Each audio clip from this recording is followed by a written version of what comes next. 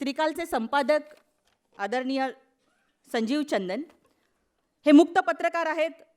दररोजच्या घटनांचा ते दररोज आढावा घेत असतात, सडेतोड लेखन करतात. देशभरात ते परिचित आहेत. मोदी शासनाचा परामर्श ते घेत असतात आणि त्या बाबत आपण त्यांना फार चांगल्या प्रकारे ओळखतो. मी त्यांच्यासाठी 2 वाक्य असं म्हणेन कि मैं भूख लिखूं या प्यास लिखूं या सारा शहर उदास लिखूं, मैं भूख लिखूं या प्यास लिखूं या सारा शहर उदास लिखूं, लाज लुटे है चौराहे पर मैं किसके होशो हवास लिखूं, लाज लुटे है चौराहे पर मैं किसके होशो हवास लिखूं, लगता है आग लगा दूं सबको और एक नया इतिहास लिखूं. असा नव्या इतिहासाची मांडणी करण्यासाठी बोलवते आहे संजीव चंदन यांना. हम जिस समय में आज इकट्ठा हुए हैं, बार बार सुनते हैं हम कि 70 सालों में हमें क्या मिला. 70 सालों की एक खूबसूरत गवाही ये हॉल है जहां हम लोग बैठे हैं. और लगातार जब जब ये सिस्टम आता है, सिस्टम में कौन लोग बैठे हैं स्पष्ट है. इनका एजेंडा जब संविधान बनने लगा था तब से ही संविधान के विरोध का था. इनको लगता था कि मनुस्मृति के जब हमारे पास है ही तो एक संविधान की ज़रूरत क्या है. ये वो लोग बैठे हैं. और जब ये 70 साल की बात करते हैं तो निश्चित तौर पर ये संविधान को निगेट कर रहे होते हैं. ये स्वशासन को तो करते ही करते हैं, हालांकि स्वशासन इनकी इच्छा थी, लेकिन संविधान आधारित हो ऐसी इच्छा इनकी नहीं थी.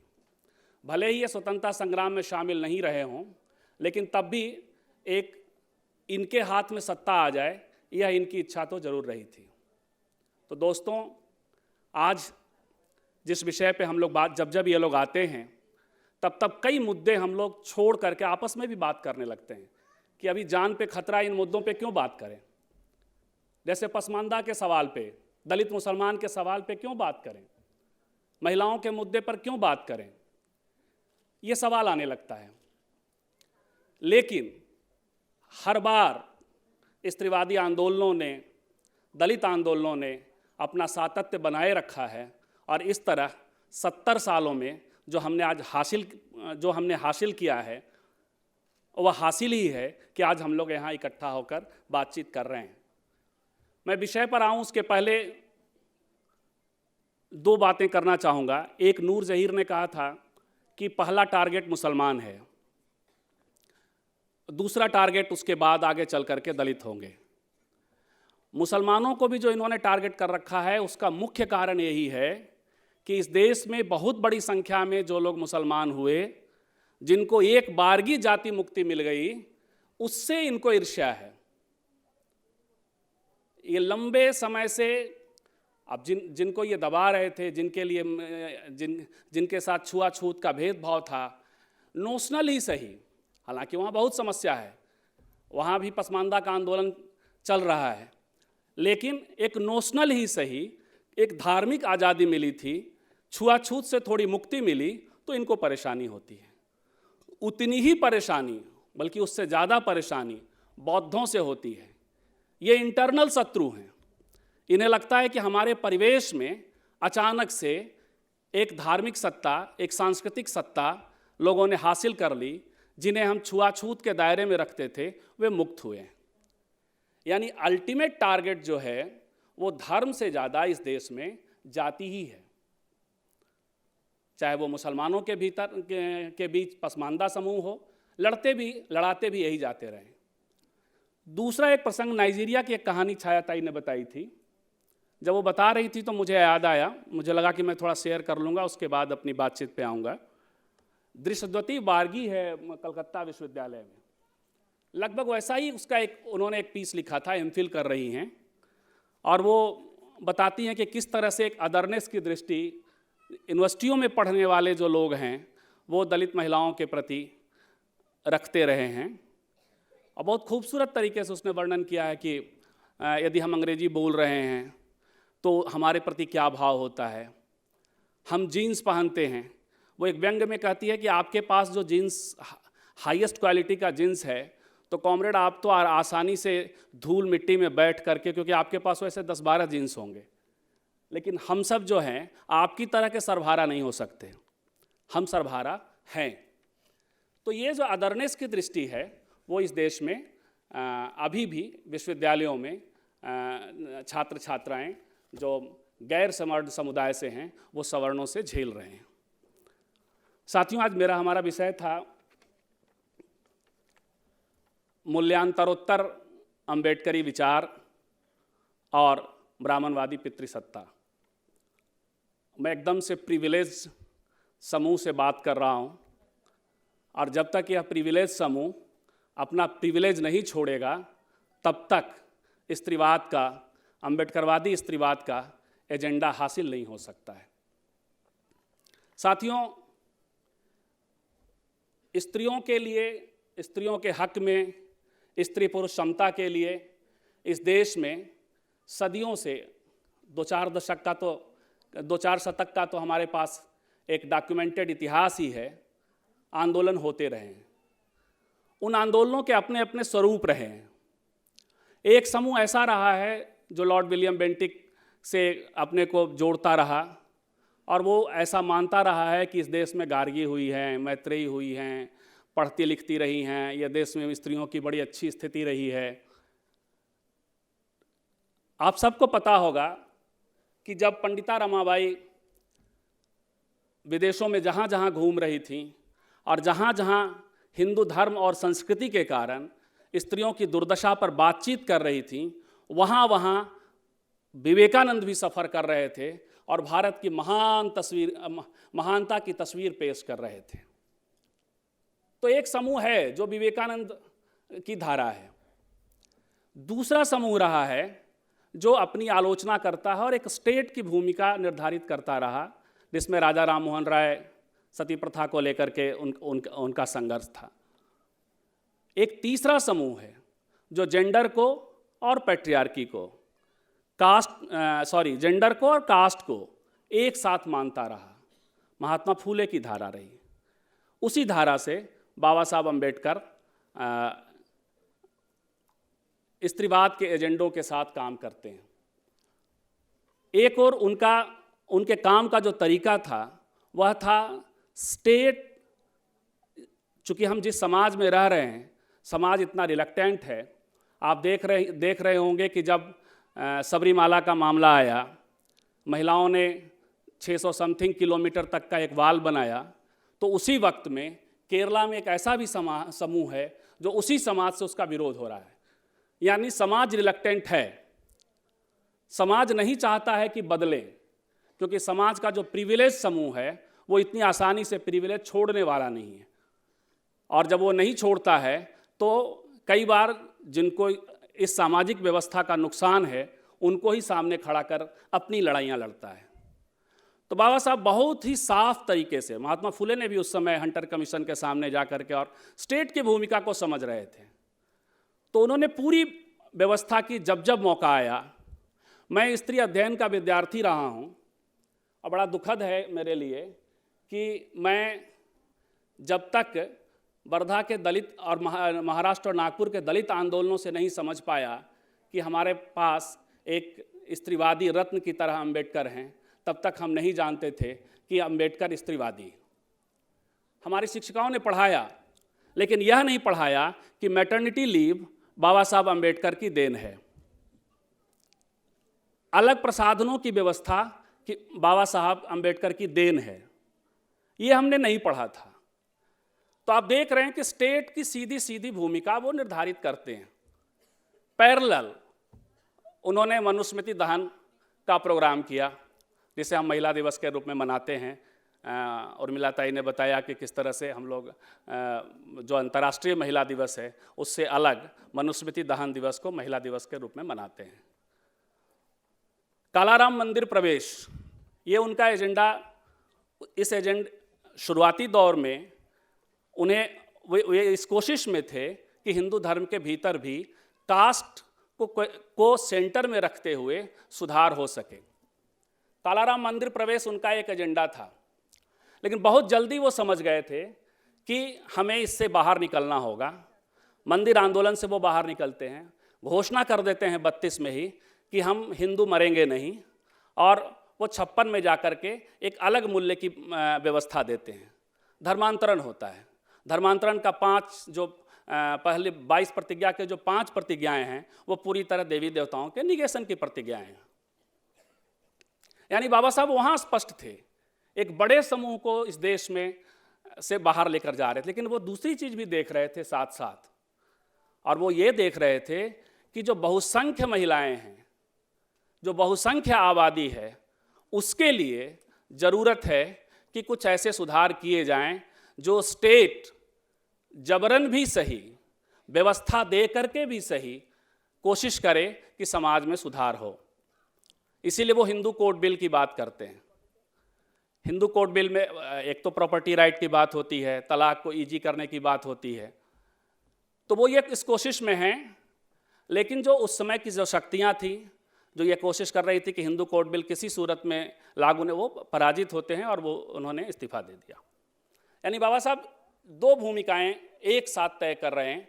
एक तो सामाजिक सांस्कृतिक बदलाव की कोशिशें उनकी है, और दूसरी कोशिश है कि वो स्टेट को जितना ज़्यादा एम्पावर कर सकें इस दिशा में, स्त्री पुरुष की समानता के दिशा में, कास्ट इराडिकेशन की दिशा में स्टेट अपनी भूमिका निभा सके।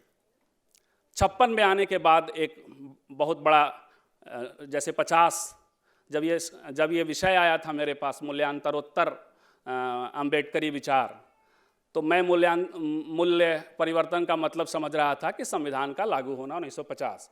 छायाताई ने बताया कि नहीं, हम लोग धम्म परिवर्तन की जगह मूल्य परिवर्तन की बात कर रहे हैं।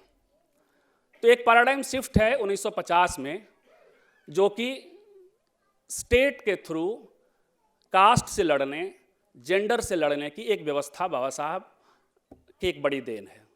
बड़ा सुंदर डिबेट भी पढ़ना चाहिए, संविधान सभा के जो डिबेट्स हैं।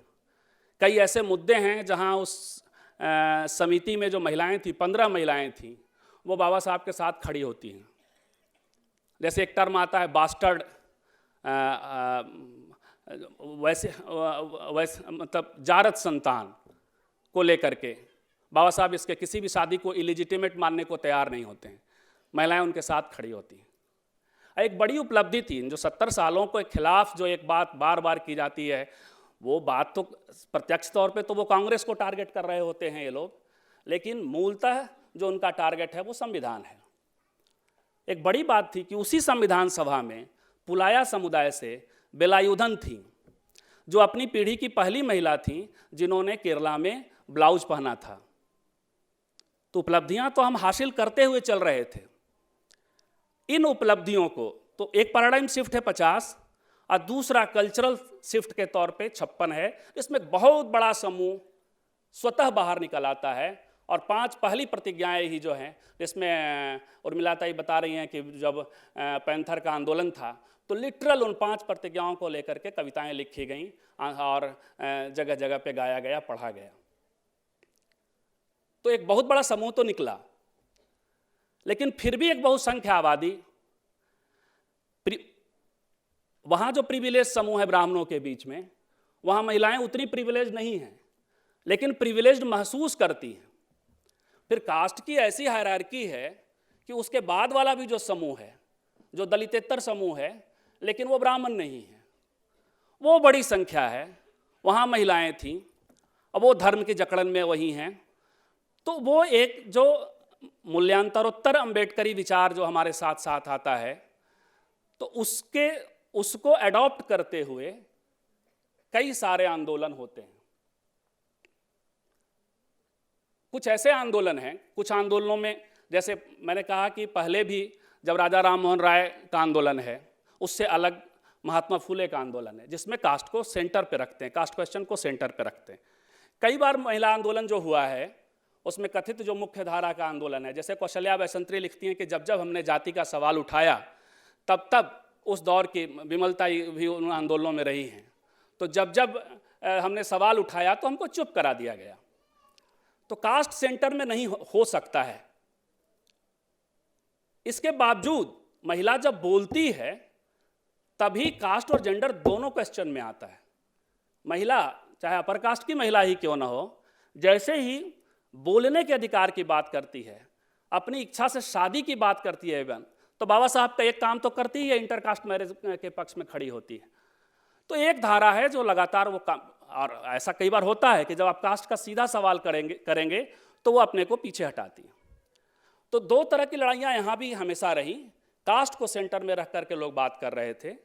अब जैसे मथुरा रेप केस एक पायनियर आंदोलन होता है 72 में, पहले तो वो मथुरा गढ़चिरौली से थी, और मुझे अचानक से 2012-13 में याद आया कि जो हमारी फॉर मदर है, जब निर्भया कांड हुआ था तो मुझे याद आया कि जो हमारी फॉर मदर है, जिसके कारण आज ओनस ऑफ प्रूफ अक्यूज्ड की तरफ है, यानी पहले जब बलात्कार होता था तो महिलाओं को सिद्ध करना पड़ता था कि हमारा बलात्कार हुआ है, लेकिन अब वो चीज़ें शिफ्ट हो गई और अक्यूज्ड को सिद्ध करना पड़ता है कि हमने बलात्कार नहीं किया। ये बहुत बड़ा फ़र्क है। जिन्होंने कोर्ट रूम के ट्रायल्स को देखे हैं, पुराने फिल्मों को आप देखें, देवानंद का कि चिप फिल्में होती थी उस समय, जो कुछ इस तरह इन मुद्दों को लेकर के, तो आप समझ सकते हैं कि कोर्ट ट्रायल कैसा होता था। उसके लिए एक बलिदान जो महिला जिसका जो सेंटर में है इस आंदोलन की, वो है मथुरा गढ़चिरौली की आदिवासी महिलाएं। 12 में मुझे लगा कि निर्भया कांड हुआ है, बड़ा आंदोलन है। उसके पहले 2006 का जो खैरलांजी का आंदोलन था उसको हम लोगों ने देखा था, और किस तरह से पूरा महाराष्ट्र सड़क पर था। तो मुझे लगा कहाँ हैं वो, किस हालत में हैं। लग रहा था कि वो होंगे भी नहीं। मैं खोजते हुए गढ़चिरौली पहुंचा, उनसे मुलाकात हुई। उनकी दूसरी शादी, अभी 2 बच्चे हैं, एक मैट्रिकुलेशन में और एक, लेकिन वो महिला आंदोलन धीरे धीरे वो उनको भूल गया,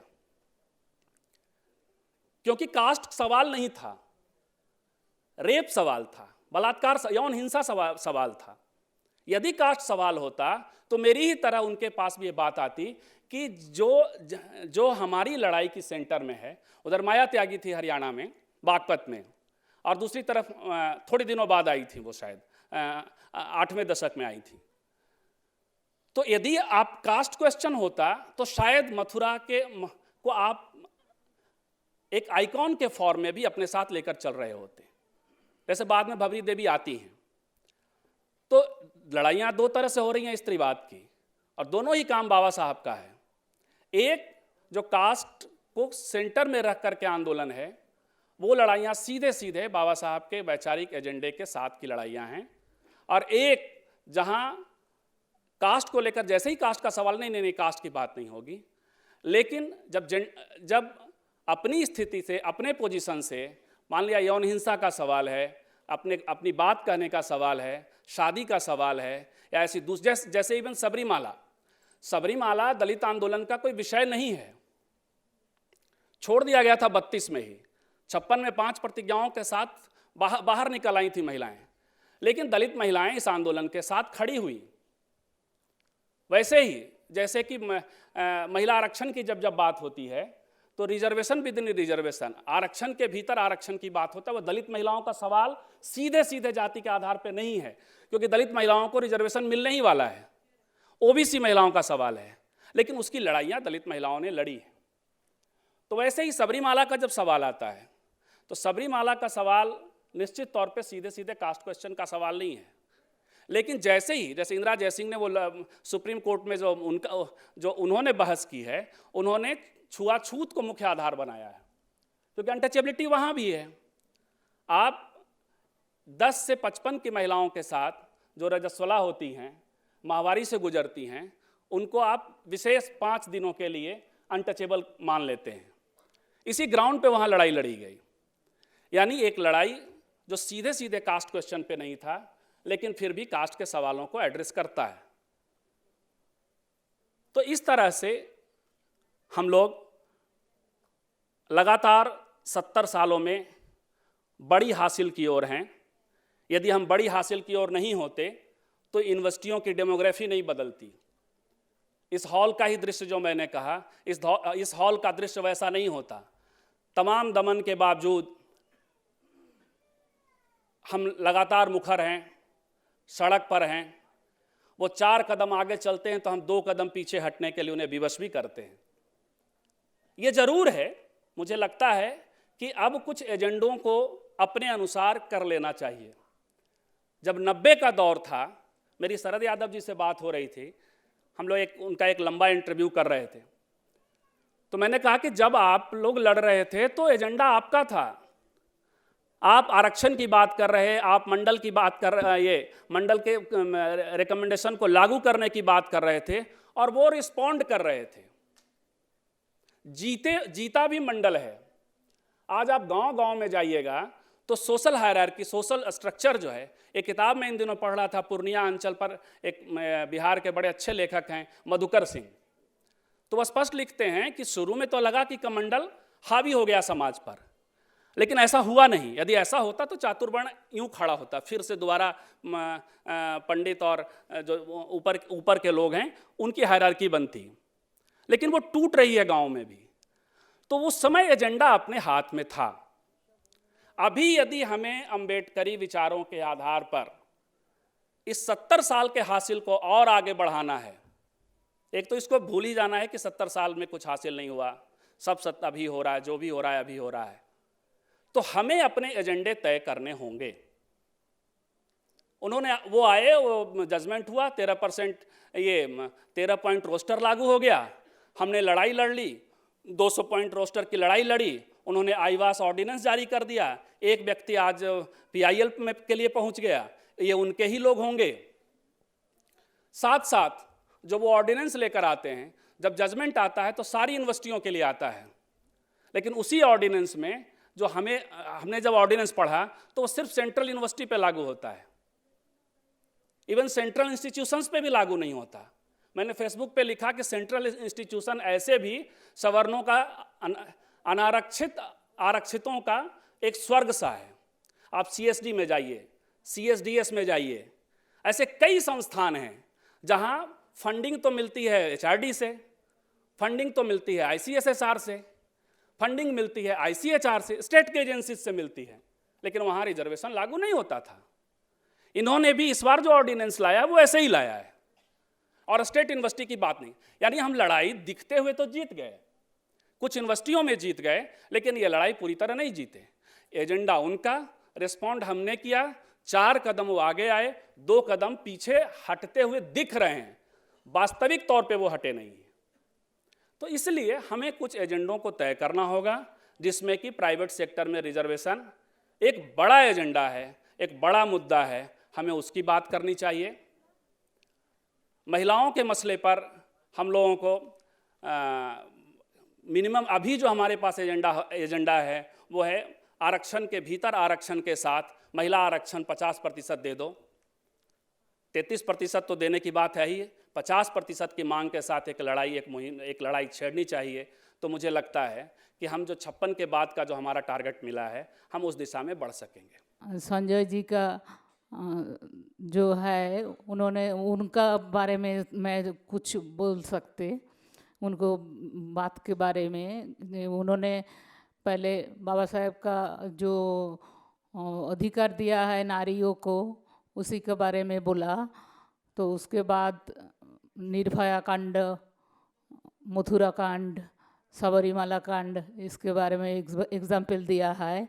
और अभी स्टेट का जो हालत है उसी के बारे में बोला, और हम लोग का क्या चाहना है, चाहने का एजेंडा क्या होता है अभी, उसी के बारे में भी बोला, जो प्राइवेट सेक्टर में रिजर्वेशन और वीमेन रिजर्वेशन का बारे में। तो हम यही बोलने चाहते हैं कि बंगाल का हालत एक दूसरी टाइप है, क्योंकि बंगाल में बहुत सारे दिन कम्युनिस्ट राजत्व थे। तो वहाँ पे वो लोग हम लोग को सिखाया क्लास के बारे में, क्लास के बाहर कास्ट है, ये इसके बारे में नहीं सिखाया। तो कास्ट उधर ऐसे कास्ट ऑपरेशन होता है जो आप ऊपर से कुछ नहीं समझ पाए, जो इधर कास्ट ऑपरेशन हो रही है कि कास्टिज़म है। इतना डिप्लोमेटिकली रैगिंग होता है बंगाल में। तो बंगाल का जो हालत है, उसके बाद नया गवर्नमेंट आए, वो भी दूसरे टाइप पे चलाते हैं, क्योंकि उसका जो मंत्री परिषद है उसी में कोई कास्ट अपर शेड्यूल कास्ट की जो बोलने वाले है, क्योंकि नमशूद्र कम्युनिटी है, पंडोखोत्र कम्युनिटी है, इसी कम्युनिटी का कोई मंत्री नहीं है जो बोलने वाला है, जो चुप करने वाला है कि और उन्हीं का बात सुनने वाला है, वो उसी टाइप का कोई कुछ नेता और लोग को उन्होंने पदाधिकारी बनाया। तो मेरा बोलने का बात यही है कि बंगाल में और एक चीज़ है मोतुआ धर्म। मोतुआ धर्म ऐसा है कि मोतुआ सेक्ट है, बहुत बड़ा वोट बैंक। वहाँ पे हरिचंद गुरुचंद ठाकुर जन्म लेते थे। तो हरिचंद ठाकुर 200 साल पहले की है, जब फूले जी महाराष्ट्र में काम करते थे, तब उसी वक्त हरिचंद ठाकुर बंगाल में दलित पीड़ितों के लिए, अस्पृश्यों के लिए काम करते थे। और उन्होंने उनका पहला काम था एजुकेशन मूवमेंट। हरिचंद ठाकुर का पुत्र सुपुत्र गुरुचंद ठाकुर ने बहुत सारे स्कूल बनाया। ऑस्ट्रेलियन मिशनरी का सहारा लेके उन्होंने स्कूल बनाया, लेकिन उनको धर्मांतरित नहीं होने दीजिए। तो इसके बाद वो लोग और हिंदू धर्म की जो ऑपरेशन है उसी वक्त वो लोग अपोज किया। कैसे? हिंदू धर्म का बहु विवाह चालू था उसी वक्त बंगाल में। वो लोग को बोलता है कुलीन ब्राह्मण, कुलीन कायस्थ। वो लोग का है कुलीन आदमी को एक ब्राह्मण की बहुत सारे स्त्री है, उसका रजिस्टर मेंटेन करना पड़ेगा। तो इसी वक्त हरिचंद ठाकुर ने बोला एक नारी ब्रह्मचारी, क्योंकि एक पुरुष का एक ही नारी होना चाहिए, एक नारी को लेके ही घर गुजारना चाहिए। क्योंकि उन्होंने बोला बांग्ला में एक करिबे गारस्थ धर्म लोए निज नारी, गृहे थेके न्यासीबान प्रस्थ ब्रह्मचारी। आप घर पे ही रहे बानप्रस्थी ब्रह्मचारी और सन्यास आपको मिल जाएगी घर पे ही, आप एक नारी को लेके घर करे तो। क्योंकि वो पॉलीगमी से मोनोगमी का एडुकेशन दिया है। और दिया है उसी वक्त हिंदू धर्म की कुछ लोग वैष्णव लोग वो भीख मांग के खाते थे, कोई कुछ काम नहीं कर रहे थे। तो उन्होंने बोला काम करो, हाथे काम मुखे नाम, काम हाथ में काम करो और मुंह में नाम करो। ऐसे बात बोला और नारी का उच्च स्थान दिया नारी को उसी वक्त। और बोला जिसका पास राजा होने का सपना देखो। जैसे बाबा साहेब ने बोला ना, एडुकेट, एजिटेट एंड ऑर्गेनाइज, वैसे गुरुचंद ठाकुर ने बोला एडुकेशन मूवमेंट किया। उसके बाद उन्होंने बोला जो राजा नहीं वो ताजा नहीं, जो राजा नहीं वो ताजा नहीं। ऐसे इनकरेज किया, सीधी बात से उन्होंने लोग को इनकरेज किया। उसी वक्त गांव के लोग सैनिटेशन का प्रोसीडियर नहीं था। अभी जो सैनिटेशन मूवमेंट हो रही है, स्वच्छता अभियान, तो उसी वक्त उन्होंने बोला आपका घर जाके आप सैनिटेशन बनाइए, उसके बाद मेरा पास आइए। आपका गांव जाके स्कूल बनाइए, उसके बाद मेरा पास आइए। ऐसे काम कराया था। तो गुरुचंद ठाकुर का जो एजुकेशन है उसके बाद में जो जेनरेशन है वो ही है जोगन मंडल की जेनरेशन है, जिन्होंने बाबा साहेब को बंगाल में लेके गया और लेके जाने के बाद वह भी काम कराया। बंगाल से जीत कर बाबा साहेब को असेंबली में भेजाया था, पार्लियामेंट में भेजाया था बाबा साहेब को। इसके बाद ये मैं कहने का मतलब ये है कि बंगाल की एक ढांचा है कि महाराष्ट्र की तरफ, कि बंगाल में भी मूवमेंट हुआ था। वो मूवमेंट अभी हाईजैक हो रही है, क्योंकि वहाँ पे कुछ दिन पहले माननीय प्राइम मिनिस्टर भी उधर चला गया, वो मोतुआ घर में, मोतुआ माता जी का पास चीफ मिनिस्टर भी गया था उसके पहले। तो ऐसा है कि वो लोग का अंदर हम लोग अभी तक बाबा साहेब का जो आइडियोलॉजी है वो पूरा नहीं बांट पा रही है। उसके अंदर गुरुचंद का जो आइडियोलॉजी है और बाबा साहेब का जो आइडियोलॉजी है वो एक ही है, ये उसका सिखाना पड़ेगा। वो जो आदमी लोग है वो लोग का अभी तक वो मालूम नहीं है, वो डाइवर्ट करते हैं हर वक्त।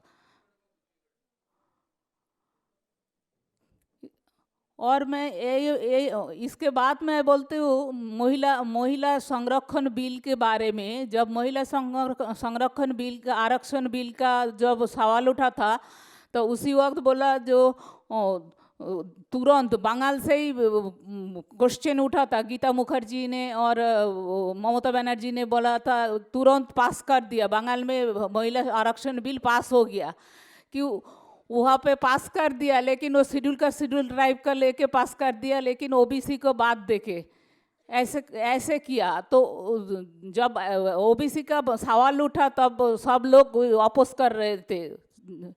और उधर की अभी भी उधर एक बात हो रही है, कास्ट को डोमिनेट करने के लिए वो लोग बोलते हैं वुमेन एम्पावरमेंट। लेकिन वुमेन एम्पावरमेंट के बारे में हम लोग जब बोलते हैं दलित वुमेन एम्पावरमेंट का सवाल उठाना पड़ेगा, तब तक वो लोग चुप रहते हैं। तो इसीलिए हम लोग बोलते हैं हमारा सवाल उठना चाहिए दलित वुमेन का जो एम्पावरमेंट होना चाहिए, इसीलिए हमारा संघर्ष होना चाहिए था। मेरा तो लैंग्वेज का बहुत प्रॉब्लम है, मैं ठीक से नहीं बोल पाते, लेकिन यही बोल के हम सबको हमारा प्रणाम जना के ख़त्म करता हूँ। आजच्या परिसंवादाचा आभार मानलेच पाहिजेत वक्त्यांचे आणि श्रोत्यांचे देखील। आभार मानण्यासाठी बोलवते आहे सुजाता लोखंडे यांना। तर परखडपणे मांडली त्याबद्दल मी त्यांचेही आयोजकांच्या वतीने आभार मानते आणि हे सत्र संपल्याचं जाहीर करते। धन्यवाद।